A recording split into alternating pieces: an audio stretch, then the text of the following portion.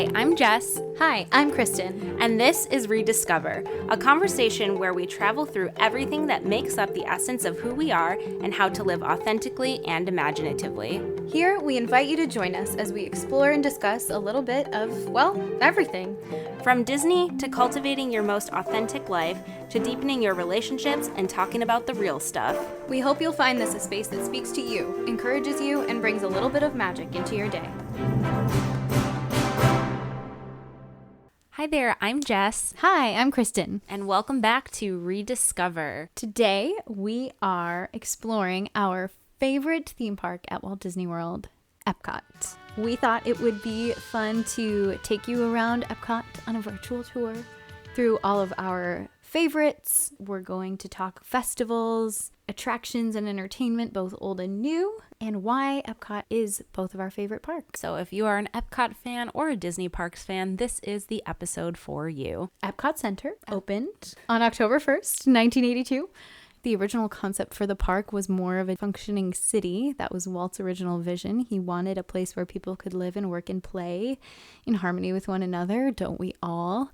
But after his untimely death in 1966, the project was reimagined and it became more of a semblance of what it is today. The word EPCOT, of course, we all know, it stands for Experimental Prototype Community of Tomorrow. The whole philosophy is that it is constantly growing and changing as technology and innovation do, but still has a respect for global culture and tradition, and it's a perfect balance, I think, of the future and the past. So to start off our EPCOT audio tour, we'll start out in Future World, which is the first portion of the park when you walk past the geodesic sphere that is Spaceship Earth. The theme of Spaceship Earth is all about the history of communication. There's animatronics lining the entire track, taking you through ancient Greece and ancient Rome, when they started making contact on the moon and building the first computer. As communication changed and evolved, everything from creating an alphabet and language and linguistics to different media forms, newspaper, mass printing, the Industrial Revolution, and radio, television, and you kind of get to do a fun interactive part where you and whoever you're riding with get to create your own future. That quiz at the end is really one of the most fun parts, I think, of the attraction. It is an attraction that gets a conversation going about more sustainable ways to travel or produce energy or heat your home, things like that. It is an opportunity for parents to start talking to their kids about things like that because they are the future and this planet does not have relentless resources. Yes. Future World in general does a good job of starting the conversation about sustainability, whether it's sustainability in the ocean or the restaurants serving sustainably caught seafood or sustainable energy or the sustainability of farming practices in the earth.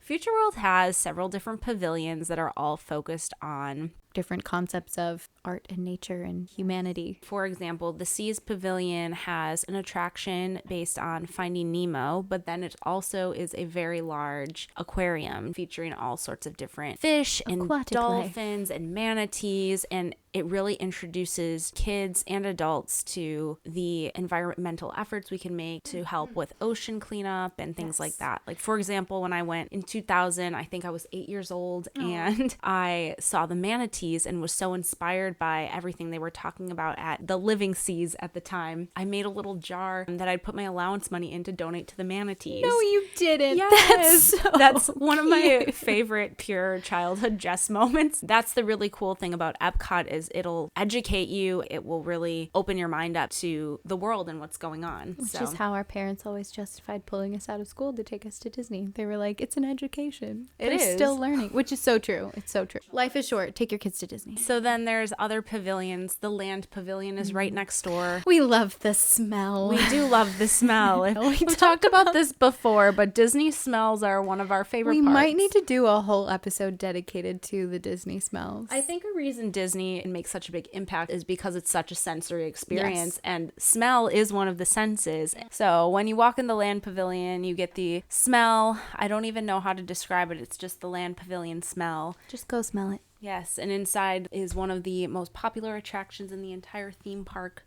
Soarin' Around the World, which will take you on a hang glider excursion over all these different countries all over the world. You go over pyramids in Egypt, Mount Kilimanjaro. We go to the Taj Mahal, Fiji, Paris, and Epcot.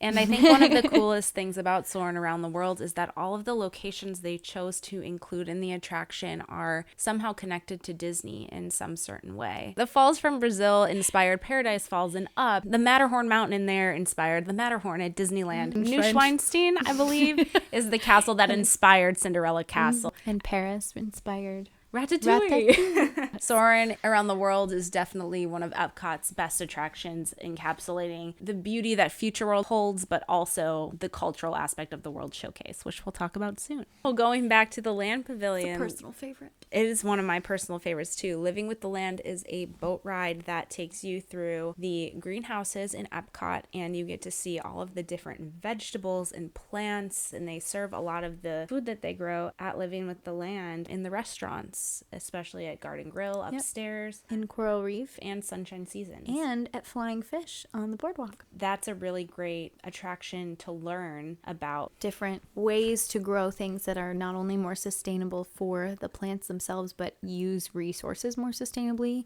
that use less water, or that talking about like what grows together goes together and things like that. They also have fish in there too. Aquaponics. And that inspires people not only in like the food industry, but also to think about food sourcing and where your food is coming from. Other pavilions.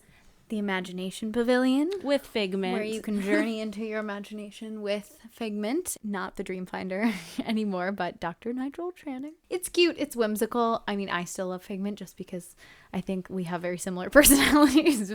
I think it's a lot of fun, and both reminds adults to be childlike and to remember what it's like to give way to the potential of your imagination, but also for kids to feel that freedom in being excited about discovering something new. One of the last main pavilions in Future World is Test Track, sponsored by Chevrolet. That is an attraction where you get to hop into a test car and go through all different tests to see what they go through while they're approving a car, essentially. Yeah. So you'll go through different environmental tests, speed tests, brake tests. Before you actually get into the ride vehicle, you virtually create your own car with all different features on a computer screen and see how it rates overall. When you look at Future World as a whole, you've got the evolution of communication and the implications of imagination and energy and life and the earth and the sea and the environment and then mobility. So Future World is a really educational and amazing resource, and it makes you love learning because you're going to have fun doing it. It's just fun to be immersed in the experience, and I think that's the most effective way of learning and being educated is being right in the middle of it. And Disney does an excellent job of doing that. I loved Epcot even as a kid. Epcot, I think, from the perspective of families with young children, is a little overlooked. People see it often as an adult park, but I really think that, I don't know, I have memory as a kid, we did like the Behind the Seas tour, and clearly being in the Living Seas resonated with you as a child and inspired you. So I think, it's a little overlooked. It is really a valuable place for children to spend time. But as we traverse into World Showcase... The World Showcase has 11 countries, and all of them are pavilions based on actual countries all around the world. Yeah. All of them have cast members that are on visas from that country. So when you go into that pavilion, you will meet cast members from each country. Morocco was actually done in partnership with the ambassadors to that country. So it was actually almost like a gift from the Kingdom of Morocco, pretty much. They wanted it to be extremely accurate and a really great representation of their culture, and it really is. It really that is. Pavilion is down to the detail gorgeous. All of the pavilions are like that, but you can tell Morocco does shine a little bit in that way because they did have the direct interaction. So when you're going around the World Showcase, if you're going the Mexico way, it's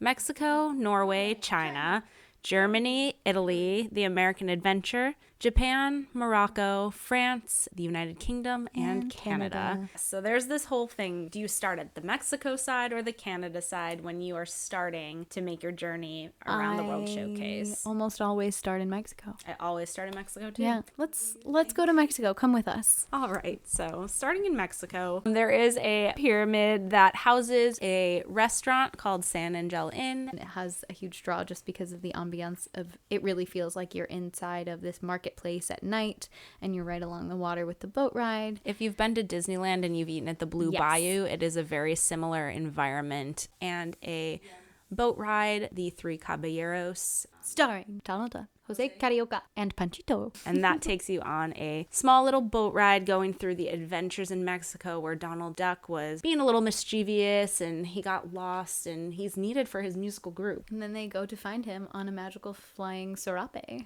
Across the way from the pyramid, there is La Hacienda, which is another waterfront restaurant. The appeal of La Hacienda is that it's right on the water and it has these big, beautiful windows. So amazing decor and design, great food, great fireworks views as well. Adjacent to La Hacienda is La Cantina, which is their quick service. Actually, that might be one of my favorite quick services in the World entire Showcase. World Showcase. Yeah, honestly, probably me too. The tacos are great, and the churros are really good too, and the guacamole. There's an outdoor margarita stand, but inside of the pyramid is a little hidden gem called La Cava del Tequila. And it is fantastic. If you are a tequila fan, if you are a tequila connoisseur, if you love a margarita, or honestly, the food's really good there too. It's like cool in there. It's kind of dark and ambient. Now I really want a cucumber margarita. Or an avocado margarita. Yeah. Don't knock it till you try it. Sounds weird. Tastes delicious. So Mexico is a place full of activity and energy, food, tequila. Yeah, it is probably one of my favorite pavilions. Yes, for sure. Moving on to the next pavilion is the Norway Pavilion. Yeah. That has quite a few things to do as well. Mm-hmm. There's Akershus, which is princess dining, and then there is Frozen Ever After, which replaced our dearly departed Maelstrom. The Maelstrom was a boat ride that went through the history of Norway, featuring some iconic trolls and Vikings and historical polar bears, Norwegian culture. Sadly, that did go away. It has been replaced with Frozen Ever After. I think Frozen Ever After is cute. It makes sense. Here's the thing. It does. Especially with EPCOT, there is a lot of conversation surrounding the sadness related to losing a certain attraction. The spirit of Disney is innovation and change, so I have a huge place in my heart for the Maelstrom, and I always will, but I understand and accept completely that change needed to happen. It's a wonderful attraction. It takes you through the story of Anna and Elsa and Olaf. There's whimsy and all your favorite friends are there. The animatronic technology is very advanced. And it's still the same fun boat ride with those little twists and surprise moments as well. So Frozen Ever After is great for kids, especially big Frozen fans. Mm-hmm. I love Frozen actually quite a lot. Frozen 2 made me fall in love with this story again. Me too. I was obsessed with Frozen like the first month, 2 or 3 it came out, and then it got super oversaturated. Yes. And I think last year when Frozen 2 came out, we were ready. Did you watch the documentary on Disney Plus? Yes. If you have not watched the documentary, oh my gosh. It's called Into the Unknown, The Making of Frozen 2. That is the best thing I've ever watched on any streaming service. And you get to watch the producers, creators, animators create this movie. They keep it pretty real for an official documentary. Like, they tell you what songs they were struggling with. They tell you about the deadlines they were almost missing. I was surprised at how much they were candid about certain things. I was like, oh, wow, this is like more insight than we probably needed. But I kind of liked that, and it was an emotional roller coaster. It was so good, so well done. You don't have to be the biggest Frozen fan. It just gives you so much insight into even like how much work and how many people and how much creative spirit goes into making a film of that scale. Yeah, highly recommend watching that documentary. A little off topic for this, but definitely a necessary plug. Necessary tangent. Anyways, so continuing on in the rest of Norway, there's Kringla Og Cafe, and this I'm going to pass this over to Kristen. AKA the home of my beloved schoolbread. If you are not familiar with schoolbread, it is a traditional Norwegian sweet. It originates as kind of a homemade baked good that moms would make for their kids to have, either to take to school with them or to have when they got home from school. It is a spiced yeasted dough, so almost like a donut type of dough or a sweet bread type of dough that's spiced with cardamom, and it is filled with a sweet custard, and there's more of that custard on top and icing and desiccated coconut. It's delicious. It's a frump favorite since 2011, and it's interesting And when you taste it, you're expecting something, and it's not. I think when I first had it, I was like, oh, this is not like anything I've ever had before. So I found it interesting, and it's delicious. And there's lots of good, delicious things there, and they are traditionally Norwegian. Yeah, it's a little hidden gem. We need to continue on, and I'm going to let Jess take the reins on the next country. All right, so the next country... She's been there. Yes, the next country is China. So this is a beautiful pavilion as well. There's 9 Dragons, the restaurant. There are often performers doing Chinese acrobatics, pre-COVID at least. There's a Shanghai Disney exhibit where you can go and learn about Disney's newest theme park that is in Shanghai, China, and dip your toes into seeing what they have over there. All of the Disney parks around the world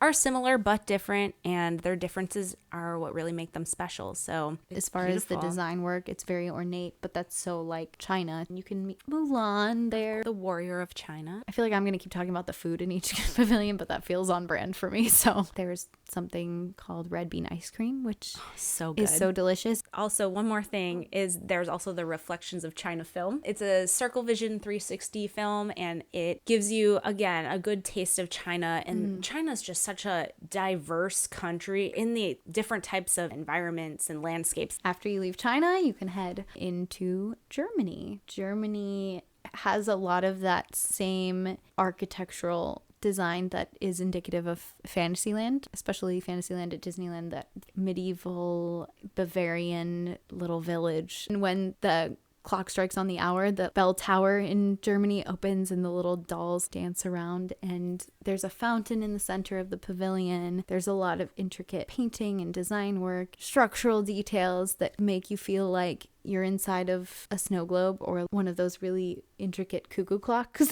or like a gingerbread house. It just really does feel like a Bavarian Christmas village come to life. Each store in each country sells goods that are made in that country, and a lot of them are hand painted, handcrafted. There's a Christmas shop that's dedicated to all things Christmas time. A lot of our Christmas traditions we've adopted in the US are actually German traditions. So like the Christmas tree, there's also a little wine cellar where you can taste German wine. Yeah, you don't think of Germany as traditionally like wine related, but Riesling is a very traditional German wine. You can stop at the beer cart outside for a pretzel the size of this planet and a German Schafferhofer, which is the grapefruit beer that everyone is obsessed with. If you are not a beer drinker, I'd say that's the beer for you, because it's more like a sour meets a cider, meets the lightness of like a Pilsner. It's definitely drinkable on a hot day in Florida. And even if you're not a big grapefruit fan. Yeah, it's really just citrus. Yeah. It's a gentle citrus flavor. And heck, you can find that at a lot of grocery stores too.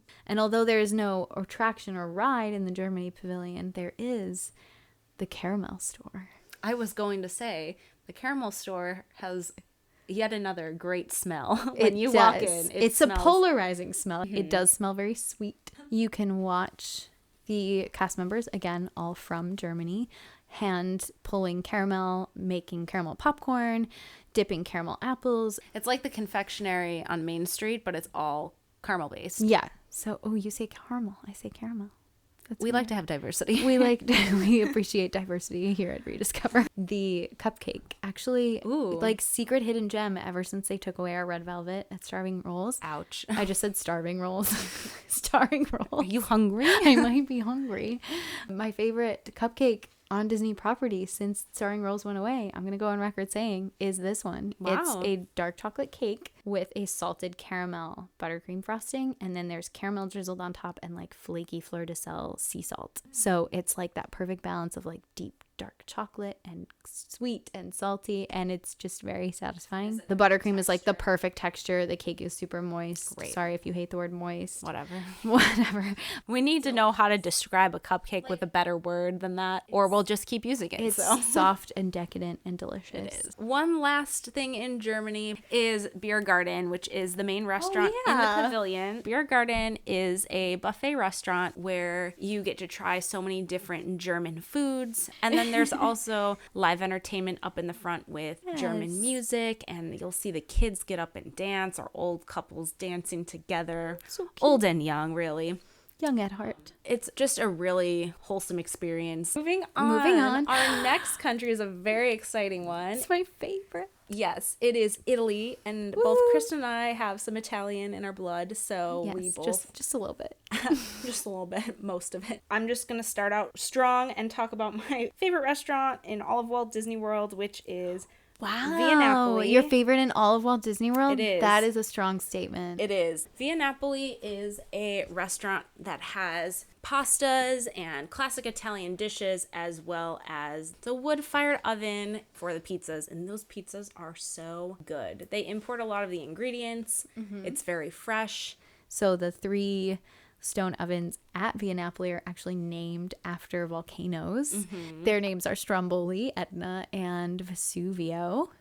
And they have faces and they're so cute. It's just whimsical. I typically just get the plain pepperoni pizza, and I don't even know how to explain how good it is, but I've never had a bad meal there. Everything is delicious. And granted, Jess and I are from a part of the country that is known for good pizza. And Buffalo, New York is a huge Italian community. So we grew up with good pizza. So for us to say this is, I feel like it's a little more weighty to say, but it's different than the kind of pizza we had at home, but it's a good difference. yeah, for sure. It's like Naples style. Basically, what I love about traditional Italian cuisine is it's not a lot of ingredients, but they're just nuanced and done so well.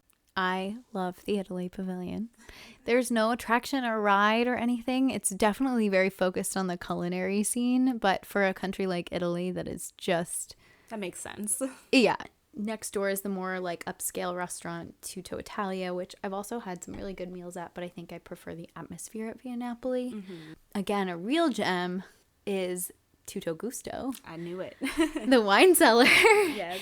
The wine cellar at the Italy Pavilion. Their wine list is quite extensive and very good, but they don't just have wine. They also have Italian imported beer and cocktails. It's a nice place to take a break in the afternoon because it's kind of dark and cool in there, so you can just cool off, relax. Yeah. And my favorite drink in Tutto Gusto is actually the espresso martini, which is not wine, but it's really delicious. And I'm not much of a coffee drinker, but I love that martini, so check it out. But yeah, as far as Italy goes, really beautiful, lots to see, lots of history and culture. The cast members are all from Italy. They're all very lively and friendly, and I've had some good conversations with them. I would say, yeah, if you're looking for a fun place to take the fam in EPCOT, go to Via Napoli. Great. To the next one, we are going to head on over to the American Adventure, which is a pavilion that is more so based on colonial type America, very patriotic. There is the American Adventure attraction, which goes through the history of America with some animatronics. It is narrated by Mark Twain and Benjamin Franklin. Across the way, there is the American Gardens Theater, which is a performance location that is utilized in many different ways. During a lot of the festivals, such as Food and Wine Festival or the Flower and Garden Festival or Festival of the Arts. They have performers come. There could be bands like Hanson and Sugar Ray, or during the Festival of the Arts, they'll have Disney Broadway performers. So it is a really great and included with the price of admission entertainment offering. I haven't been to the new Regal Eagle Smokehouse that they opened. I've heard good it's things. Good. Yep. It's traditional, like American Southern barbecue, which who doesn't love that? The Voices of Liberty are an a cappella group comprised of phenomenally talented vocalists who sing traditional American folk songs, and during the holiday season, traditional Christmas and Hanukkah songs. You can tell that they have such a joy for their art. It's an incredible, again, included with the price of admission, entertainment. As we move along to the next pavilion, you'll find some different but unique entertainment in Japan. I'm realizing as we're going around, like, man, I really just need to go to these actual countries. But EPCOT is such a great way to get a taste of each one. The pagoda is so tall, and the Torii Gate sits out on the water. It just feels majestic and regal and larger than life. My favorite part of the whole pavilion is the Mitsukoshi store. Oh, yes. And that is a gift shop that goes on forever. It's quite authentic to Japan, and there's so many different things that you can see in this store. So there's Sanrio characters like Hello Kitty and Gudetama, or there's Pokemon. Any of those characters that you may or may not know are Japanese. And as you go on further, there's clothing items. They even have Japanese Japanese snacks and different candies. They have mochi. Yes, they have mochi. It's a really great gift shop, and you could just get lost in there for hours. I used to get the little good luck cats. They would have like a pink one or a green one or like all different colors for like love, money, health. Those were a fun little collector childhood item that I would get. A fun thing you can do in that store too is the Pick a pearl. But oh yes, it's called Pick a Pearl. You can go over to this big tank, and there is a cast member there from Japan, and they will do a whole ceremony, and they'll open the oyster, and you will get to keep the pearl. A lot of people will get a necklace or a piece of jewelry to set it in. I know there was a period of time where everyone was obsessed with those carriage necklaces. It was like Cinderella's carriage. I remember that. My sister had to have one. Basically, the pearl is inside of the carriage, and then you wear the necklace with your Japanese pearl. Even if you don't feel like shopping, it's like we say gift shop, but take that very loosely. It really is like a fast track cultural exploration of Japan, because you get pop culture, you get culinary culture, you get more traditional ancient culture, like everything from incense to Pokemon cards to candies and sake. Like there is everything. Yeah. I got a fan there that they wrote my name in Japanese on, and it was just so sweet. Japanese culture is so peaceful and beautiful. You could just get lost in there for hours and explore. So, and then when you are hungry from all that shopping, walk up the giant flight of stairs. I call it the I'm earning it stairs, because when I get to the top of those stairs, I'm going to Teppan-Edo. Teppan-Edo is at the top of those really, really steep stairs on the right-hand side of the pavilion. When you first walk in, there's Tokyo Dining, which is also a great restaurant. It's more a la carte entrees and sushi. And Teppan-Edo is teppanyaki style, like hibachi. Classic hibachi style. So you sit at a table, depending on how large your party is. You might be seated with another family. Again, this is pre-COVID. Everyone is from Japan, will come out and create a show and an entertaining experience for you as they prepare your meal. They're so friendly and kind. They answer questions. My mom went through a phase where she was like, I need this stove in my house. I'm like, you're going to become a hibachi cook? Like, can you see my mother with the giant spatulas? Actually, yes, like, I could. I know. That's the thing. I was like, I can really actually see this happening, but it scares me a little. She was just fascinated with that style of cooking and the traditions in Japanese cooking, and would ask all these questions, and they were so friendly and answered them. And such a cool, fun way to spend an afternoon or an evening, because it's not just like I'm sitting down and ordering off a menu. I'm actually watching my food be prepared. I think that would be my second choice, probably out of all EPCOT restaurants. EPCOT is the spot to have a meal. So when we can get back to the days of park hopping, if you spend the day at Magic Kingdom, get on the monorail and go to EPCOT for dinner. If you spend the day at Hollywood Studios, take the boat to EPCOT for dinner. It's so good. It's the place to dine for sure. I think that wraps up Japan. Yeah, I think we can carry on. And next, we'll head over to Morocco. Morocco, as we kind of mentioned earlier, is probably the most authentic pavilion, just because of how much it meant to the people of the Kingdom of Morocco to have it be an accurate representation, down to the detail that, if you remember the Illuminations fireworks show, when all of the countries lit up, Morocco stayed dark. I think the idea is something to do with like the brightest light is Allah. That's a cool moment to stop and think about. So, and there's like mosaic tiles, the most intricate detail, and stained glass, and these lanterns hanging from the ceiling. It is like an Agrabanian dream. Morocco probably wins for the most beautiful, highly detailed, and intricate pavilion. I agree. I would say across the board. Completely. And they do have, again, to talk about food, they have phenomenal restaurants. The quick service is really good. It is really good. It's called Tangerine Cafe. They have falafel, there's baklava. I think one of the maybe lighter options too, if you don't want something so like carb heavy, it's a lot of like bright flavors. Yeah, so. I've had a lot of stomach issues over the past few years. Too. And I think when I was having more days that were flared up, I would pick the Morocco Pavilion because I felt like a lot of the food was healthier. It would be like a lot of protein and rice, or something a lot more simple. A lot of freshness. And I know there are the spices and everything, but for some reason they tone it down. It's not too much, because Yeah. they know their audience is tourists. It's gentle enough, and it honestly is quite soothing. Yeah. So I do really like their food. There's the Spice Road Table, which is the newer restaurant out of the two.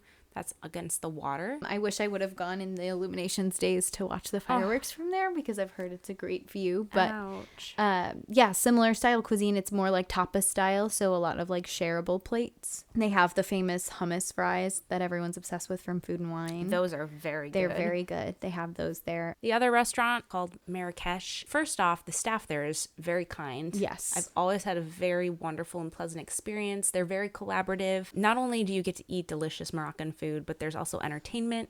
There's belly dancers and lively music, and it's a really great experience. It's often overlooked. And it's also very culturally traditional. So again, what we have to think about when we're going around World Showcase and immersing ourselves in these different cultures is this is their culture, this is their way of life, these are their traditions, and we need to respect them and be open to learning something new. It's a great way to become educated while having fun. And besides that, they have great gift shops, amazing authentic pieces in there. Yeah. You can get henna done if you want a henna tattoo. That's a traditional Middle Eastern tattoo. I think most henna is done for weddings. It's considered a sign of beauty and elegance. It does come off in like a couple weeks. They all mean something different, so you can learn about the symbolism behind it. Not to go on a slight tangent, but I learned that from New Girl when Cece got married. Oh, yeah. She got a henna Do you guys tattoo. watch New Girl? Let us know who's your favorite character. We love New Girl. Both of us love New Girl. Yes. So Yeah. I just wanted to throw that in there. All right, we have 3 more countries to go. Next is France, which is a beautiful pavilion. It's so beautiful. France will soon be home to the new Ratatouille ride, which you may have heard about because it exists at Disneyland Paris, and it's coming to its EPCOT home. I think that'll be a great addition to the World Showcase. Like, I love that the Frozen ride's in Norway. I don't mind an IP. It brings another layer to the country because it's like, okay, yes, here's the culture, but also here's the Disney World touch. So, and you can enjoy both parts of that. France feels the dreamiest of all the pavilions, the fountain and the trees and the flowers and the music. And you can see Aurora in France, and you can see Belle in France in her village dress. And then again, kind of like Germany, there's some more specialty shops. So there's like a perfume shop, high-end makeup and beauty shop that sells like Givenchy and stuff like that. There is a little wine cellar. There's a shop that sells kitchen things. A lot of them are Remy and Ratatouille themed. There is a gelato shop. They have unique flavors. They do have some staple flavors, and then they have some that change seasonally and pretty regularly. And you can get an ice cream sandwich in brioche, or you can get an ice cream sandwich in a macaron. France has specialty eateries. Like there's the little wine cellar, the little gelato shop. There's a patisserie where you can get all the French pastries and savory food. So there's sandwiches and salads and cheese, and there's usually a couple of soup options. So it could be a lunch or dinner destination for you if you want something quick, or it could just be a little on-the-go snack. There's also a crepe stand. And then if you're looking for something a little more elegant, there's Le Chefs de France, which is the sit-down restaurant. And then above that is the signature restaurant, Monsieur Paul. But actually, I do prefer Le Chefs de France. Yeah. They have a Gruyere mac and cheese there, which is a very unique dish. If you're a mac and cheese fan and you also just like trying new things, that's definitely the dish to get there. It's like a baked mac and cheese. It is, yeah. And they just use Gruyere cheese instead of... Yeah, and it has a really great flavor. There's like nutmeg different going on. I think they capitalized on the nuttiness factor. Much to see and much to do in France. And much to eat. Our second to last country is the United Kingdom. The UK. Jolly good. The Rose and Crown specifically is the restaurant along the water. Classic English pub food, fish and chips at the restaurant or at the fish and chips stand right next door, which is a great on-the-go option. I think the best part of the Rose and Crown is actually the pub that's connected to the restaurant and the bar. It gets very lively. That is so lively. It's so authentic to a real English pub. Great drinks, great beer. And the cast members are so lively and fun too. Honestly, I love the cast members there. There's not a single pavilion where the cast members aren't so kind and friendly and excited. Everyone gets excited when you're excited about something that they love or they grew up with or that they know. When other people are getting excited to learn about their culture, that has to be so gratifying for them. So Other great things in the United Kingdom, there is live music outside. oh my gosh, so much fun. Lots of like 80s rock covers. Yeah, and like they'll play the Beatles. They do covers of so many different Queen. well-known bands. They do a bunch of Queen covers. When Related everyone's to dancing and British. enjoying it, the kids are running around having a good time. Back in the corner there too, there are a plethora of gift shops. There's a tea shop, there's a toy shop. I remember when Will and Kate got married and there was all this Yes. merchandise for the royal wedding. Yes, So and when they had their baby, there was so much merchandise Yeah. for their baby being born. Yeah, so they take note of the current events They going have like on. a line of Princess Diana cashmere scarves, and Yeah. they have Downton Abbey merchandise, and you can meet Mary Poppins and Alice in the pavilion. It's just a cozy pavilion. Like It it is a feels cozy like pavilion. it feels like cuddling up with a cup of tea whenever you go to the UK. Which who doesn't want to do that?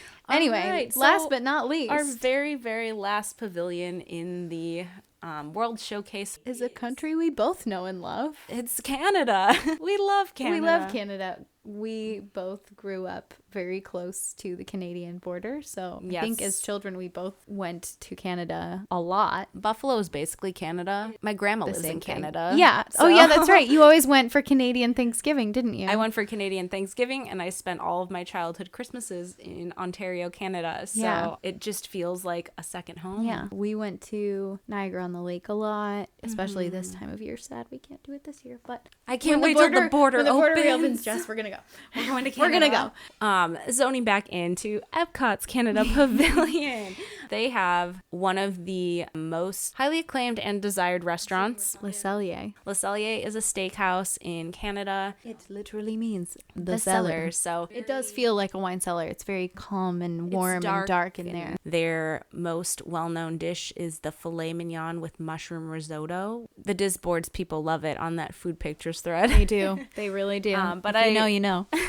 That's definitely one of the pricier options in the World Showcase. It's a 2-credit dining plan restaurant. Other things in Canada, they have a really fun gift shop and they actually have some Tim Hortons coffee in there. They do. If you know, you know. Yeah, so it's similar to a Dunkin' Donuts type fast food, bakery, bagels, donuts, coffee shop. It's a coffee shop. And we have it in Buffalo as well. Like, we grew up on it. Yeah, so if you have never had Tim Hortons coffee and you're a big coffee drinker, you can get some in the Canada Pavilion. The Canada gift shop is very whimsical. There's like moose merchandise that's really silly and It's cute. the silly, like, There's puns with the bears and the moose on the underwear. It's just, yeah, like cute, cozy pajamas and, a lot of hockey merchandise for the Toronto Maple Leafs and maple syrup, maple candy, maple everything, plush bears and moose and things like that. Love It's it. cute. It's a fun one. It's one you always want to like go through to see like, hey, what new, ridiculous, weird, fun things are in here. Oh Canada is the film in Canada. And again, it's basically just showing the diverse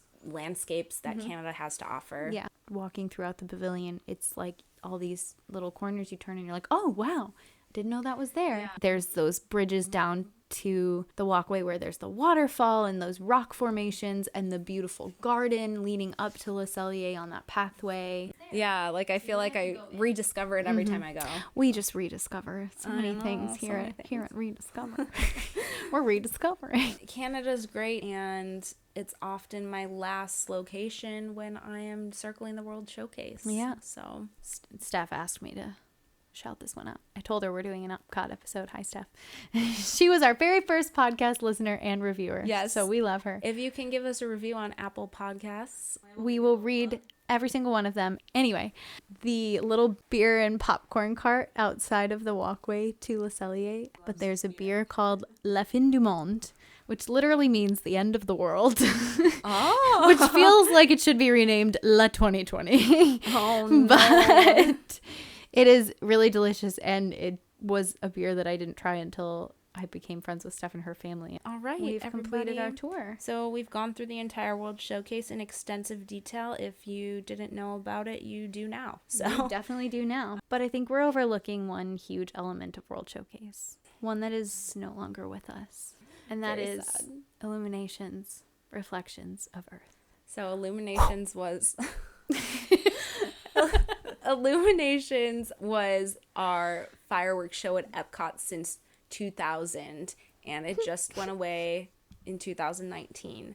People have their mixed feelings about Illuminations as a show, but it has such a beautiful message about unity. We are one. The whole world is one, and this show was made in 2000, and here 20 years later, like, we still need that message. I think it's more relevant today than ever. Yes. I took an intercultural communications class in college, and I made my like thesis project about Illuminations. That's so cool. And like everyone cried. Not everyone, a lot of people cried. Aww. And then this kid messaged me like a month later and was like, I want you to know that I bought an annual pass to Disney because of your thesis. And I was like, good. That's impressive. Go to EPCOT. And that was just little clips of the show and me talking about the show. But that's the impact that message has on people, especially in a world that is getting smaller but also feels more divided. We've experienced trauma and separation and division, but fundamentally these are the things that make us human. These are all of the things that we all desire, we all strive for, and if we could just focus on those things, we would find that we have a lot more in common than that which is different. That show just articulated that so beautifully. The music is incredible. I think it's one of the soundtracks that made me fall so in love with Disney. Yeah, it's just probably one of our favorite things at Walt Disney World of all time. Unfortunately, like we said, it is not there anymore. This was just our tribute message to Illuminations. Yeah. If you never got to see it, look it up on YouTube and really just soak in the music. All right, so one more huge part of EPCOT. We are talking about all of the festivals at EPCOT. Yes. That happen all year round. At the beginning of the year, EPCOT has the Festival of the Arts. Festival of the Arts is a tribute to all things artistic and creative. There are a lot of pop-up shops featuring different artists. There are snack stands all around the World Showcase, which is a common theme for every festival. Some of the things they'll have at Festival of the Arts is they'll have a giant chocolate chip cookie that's shaped like an artist's palette. My favorite part of Festival of the Arts is the Disney on Broadway series that is hosted at the American Gardens Theater. There are incredible Disney Broadway performers, people like Josh Strickland, who did Tarzan on Broadway. Cara Lindsay, who was in Newsies. Yeah, people like Adam Jacobs, who was the original Aladdin on Broadway. And it's free. It's included with the price of admission. I think it's about a half an hour, 40-minute show. So then, in the springtime, the EPCOT International Flower and Garden Festival. It includes these incredible, detailed, intricate topiaries of all your favorite Disney characters. There are demonstrations from horticulture experts, gardeners, artisans all throughout the festival that you can go to. There's beautiful gardens. EPCOT gets such a glow up for this festival. There are gardens everywhere and flowers everywhere. A butterfly garden, which you can walk through and at different points in the festival experience the life cycle of a butterfly. There will be a different theme every year. There's topiaries right when you walk into the park, all the way throughout World Showcase. You'll find topiaries for that country's namesake character. So you'll find Snow White and the Seven Dwarfs in Germany. You'll find Belle and Beast in France. And then there will be themed gardens everywhere as well. So in Italy, there's a pizza garden, which grows all of the ingredients you need to make a delicious pizza. In the UK Pavilion, there's the Shakespeare Garden. There are different flowers growing that are references to different Shakespeare plays and sonnets, and there'll be little quotes from those around there. And there are food stands in each country as well and throughout the park that are generally focused on fresher foods for springtime. Local produce is featured, lots of bright fruits and vegetables, the famous violet lemonade. And during the Flower and Garden Festival, the American Gardens Theater is utilized for the Flower Power concert series, which, as the name implies, is a concert series centered around those hippie days. So a lot of bands from the 60s and 70s. I feel like the park just goes full spring. It's just beautiful and colorful and floral. EPCOT really comes alive. Really comes alive during the Flower and Garden Festival. When it's over, you can feel it. Like, it feels like something's missing. Because the flowers just make it so vibrant. And the summer provides a little bit of a festival break. Early fall, late summer, the EPCOT International Food and Wine Festival is the next festival. The whole concept, of course, is eating and drinking in all of the different countries and getting to really explore different flavors and wine or beer pairings with each one. Of course, we have the countries that we did talk about today that are full pavilions, but they will add additional stands to have even more countries represented during the Food and Wine Festival, such as Greece, or they'll have a Caribbean islands stand. New Zealand, Thailand, Australia, Brazil. Oh, I love the Brazil one. When you go to Food and Wine Festival, you want to be hungry. You can get a little passport and get a stamp in each country if you want to collect it. The food that you order comes on a small plate. It's a smaller portion. So you can try so many different ones, especially if you're day. sharing with your humans. My Food and Wine Festival go-tos are the cheese bread in Brazil. Pão de queijo. Thank you for saying that. I took 2 semesters of Portuguese. It's so delicious. It's so delicious. Very unique. And it's gluten-free. The best part. It's gluten-free? Not dairy-free. No, not dairy-free. Cheese. But if you can't have gluten, but you want to have a really good cheese bread, this is your place. I believe it's made with rice flour. You can get a mini filet mignon slider with the mushroom risotto sampler in Canada, which I love. And you can get the mini beer cheese soup as well, I think. Yes, you can. So with the pretzel bread. So if you don't want to break the bank at Le Cellier, you can just try samples I think that's the Food and hack. Wine Festival. That's the hack. Let's see what else. I love the apple strudel in Germany. The hummus fries in Morocco. I forgot. Those are so good. So good. Spicy, but good. Gosh, I'm trying to think. Oh, I would thought of one. The okay. nitro ice cream. It's like a chocolate ice cream. It's like liquid nitrogen freezes it. Yeah. It's very unique. That's a cool dessert. Oh, Italy usually kills it as well. The Italian margarita. So weird to think of having a margarita in Italy, but it's limoncello and tequila, and it's frozen like a slushie.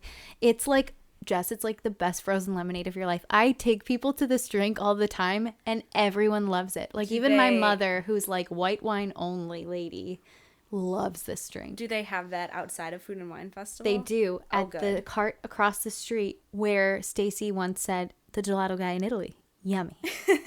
Adding it to my list again. It's so good. Yeah, so really Food and Wine Festival also has a bunch of vegan and vegetarian options. I think there's pretty much something for everyone to try. They have, at the American Gardens Theater, the Eat to the Beat concert series. Yeah. So that's Food and Wine. That's Food and Wine. You gotta come hungry.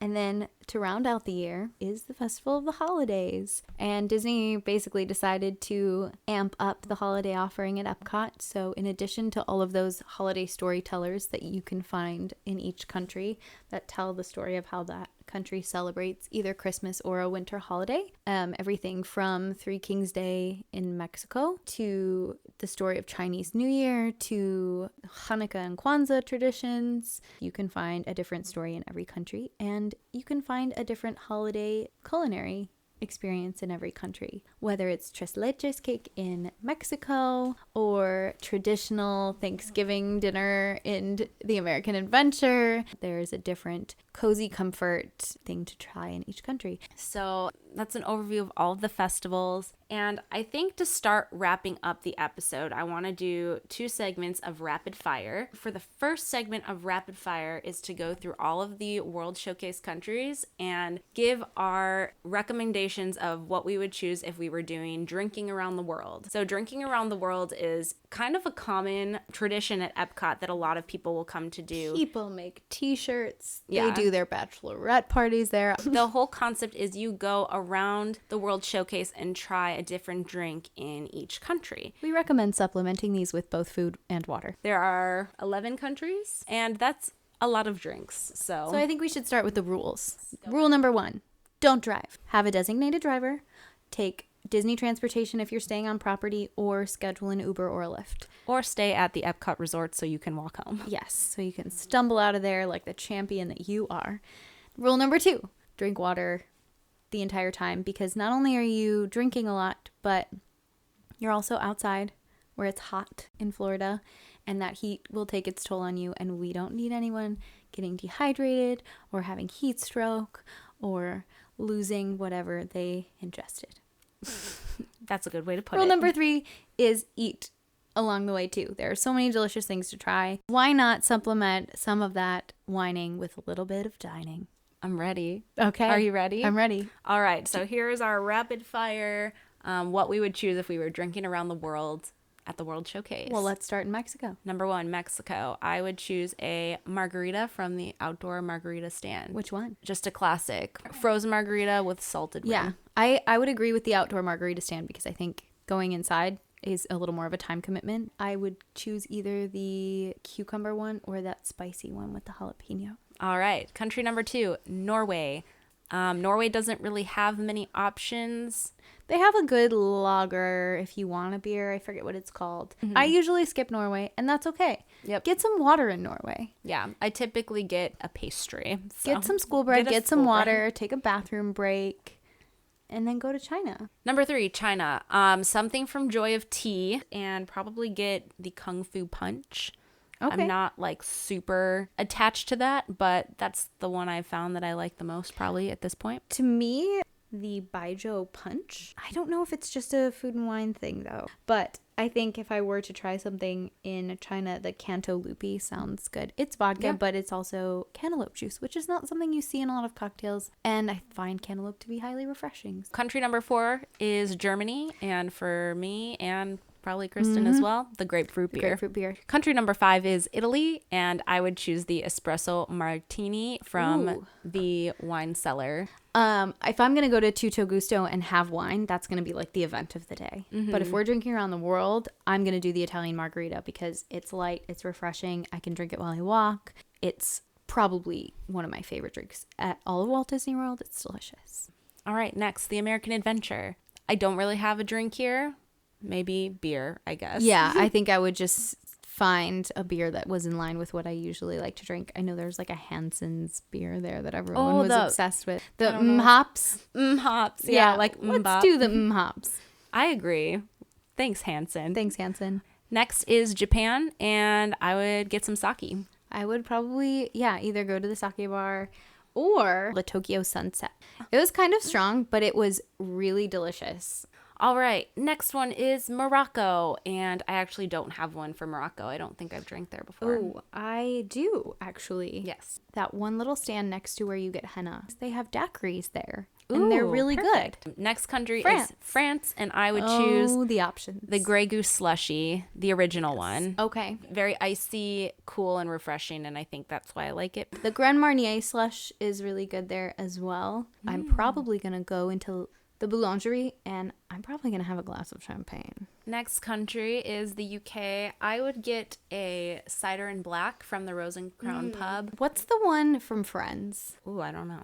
Bonnie will know it. She's like, oh, it's the Friends one. And they talk about it from when they went to London for Ross's not wedding. And we have to look it up now. Boddingtons, yes. That's and funny. Bonnie was like, a Boddingtons. And I was like, what is that? Why have I heard that before? And she's like, it's from Friends. And I was like, oh yeah. And it actually is really good. Then in Canada, I already said what I would do earlier. Yes. La Fin du Monde. So, and I'll second that because I've never drank in Canada either. So and there you go. And then you need to walk back to your resort or and catch lie an down Uber or a bus or a monorail and take a nap. In the words of Hannah Montana, good night, everybody. All right. So our very, very final segment. I know this has been a long episode. I hope you guys have enjoyed it. We're just going to do rapid fire general Epcot questions, and then we'll be on our way. So here we go. Are you ready, Jess? Yes. Are you sure? Yes. Okay. What's your favorite attraction at Epcot? Soarin' or Frozen? Restaurant? Via Napoli. Favorite pavilion? Ooh, Mexico or UK? Okay. Or Japan or Italy. I don't know. Favorite pavilion you wish you could travel to in real life or that you want to visit again? Italy. Favorite festival? Festival of the Arts. Favorite retired attraction? Does Illuminations count? Yes. Illuminations Reflections of Earth. Why is Epcot your favorite park?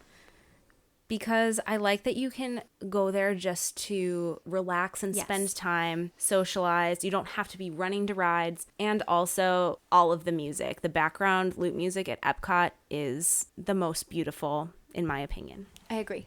Okay. All right. Kristen's turn. Epcot favorites rapid fire. Favorite Epcot attraction? Soarin'. Restaurant. Tapanetto. Favorite country? Pavilion.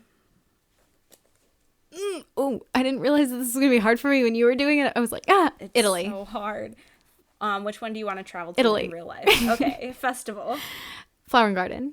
And retired attraction. Illuminations, if not Maelstrom. All right. Why is Epcot your favorite park? Even before we lived there, but especially from the perspective of locals and cast members, it's the park you can go to and walk around and not feel so in the middle of this hustling and bustling attraction-based park. You don't have to ride a ride if you don't want to. You very often don't. It's a park that can teach you something new every time. It's so diverse because there's technology, innovation, there's the land, the sea, the world, like all different things, the best food, the best drinks, the best memories. I mean, some of my favorite days probably ever have been spent at Epcot. And we're excited to see what it evolves into, regardless of what changes are still in the works or what changes are delayed or shelved. We have faith that Disney will make the best decisions for both the preservation and the evolution of that story. Yes. The story of Epcot. Thank you. Thank you for listening. If you've made it this far, I don't think we realized that it was going to be as long as it was or as emotional as it was. Exactly. And we just are so passionate about Epcot, and I'm sure a lot of you all feel the same way just because it is one of the most unique theme parks in the world. I don't know anywhere else that's like this. No. I don't know anywhere else with pavilions with different countries from all around the world that are that authentic to the countries. So I agree. And that gives people such a great learning experience too. Thank you guys so much for listening. Yes, thank you so much for listening. Please let us know what you love about Epcot. Connect with us on social media. If you enjoyed this episode, let us know if this is something you would like us to do for the other theme parks. Yes. Or if you're kind of tapped out just from the Epcot journey. Either way is fine. But we kind of want to know because I had fun making this episode. Yeah. And just talking and reminiscing about different parts of the park was a really cool experience to do over podcast. It was an emotional journey. Yeah. And we're thankful that you came along with us. And wherever you are today, whether you are at Walt Disney World or on your way there, whether you have a trip planned or not, whether you're in your car or on your walk, we're so grateful and happy that we could be with you. With that being said, have a wonderful day and thank you for listening. We'll see you next week. We hope you've enjoyed this episode of ReDIScover. Please subscribe and leave us a review wherever you're listening. Your reviews are what keep us going, and we'd love to hear from you. Join us every Tuesday for a new conversation and let us know what you think we should talk about next. Follow us on Instagram at positively.kristen and at jessicafay508. And check out Jess's blog at theroadjesstraveled with 1l.com. Until next time, Stay frumpy!